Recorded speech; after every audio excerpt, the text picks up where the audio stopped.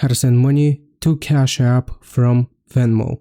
Here's how it works. Load up Cash App, click on your icon in the top right corner, and then find linked banks. Right here, click on linked banks and then choose link new debit card.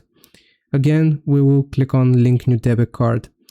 From here, you will need to type your Venmo debit card number. So if you have a specific Venmo debit card, you can type out the information here, or you can also use a regular debit card which you use with your Venmo account.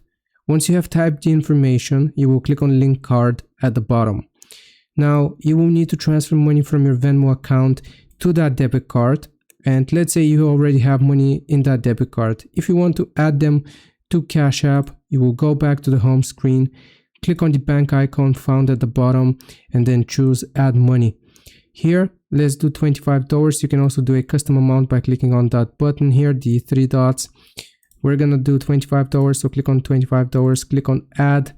And if you have successfully linked that debit card which you use with Venmo and you have money on it, then you will be given the option to add the money to your account, and it's gonna appear here in your cash balance.